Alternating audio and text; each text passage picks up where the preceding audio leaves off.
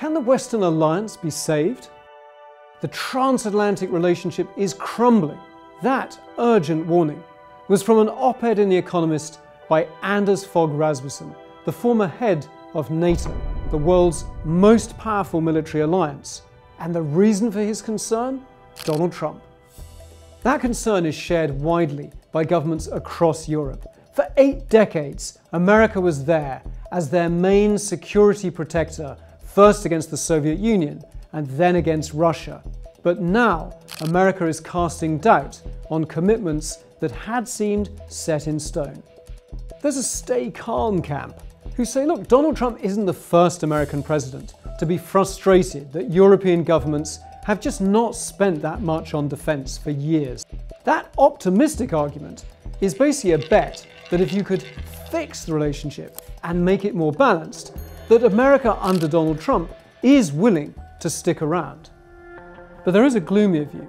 If you're a pessimist, you could look into the future and imagine America not trying to fix the relationship with Europe, but walking away. And we don't know which of those futures is the more likely. And here and now, that poses European leaders with a big dilemma.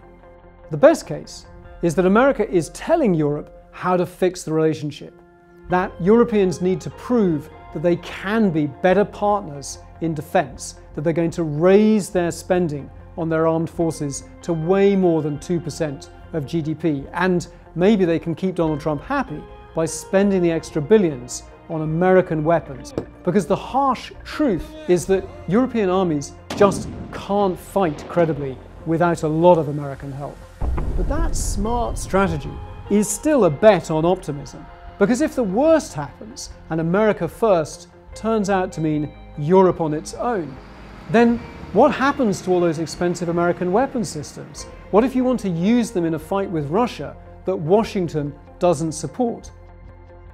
We've seen the private sector Starlink system, owned by Elon Musk, turned off in certain crucial moments when Ukraine wanted to use it to attack Russian naval bases. What does that mean for giant multi-decade projects like Britain's nuclear deterrence? Those submarine-based missiles, they rely on America to service and provide new warheads.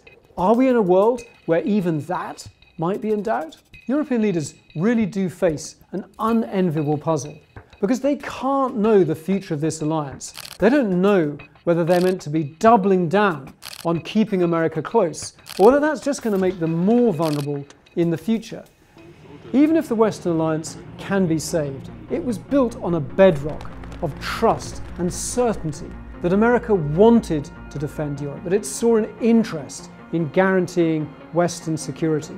And that trust, that belief, has suffered damage that's beyond repair.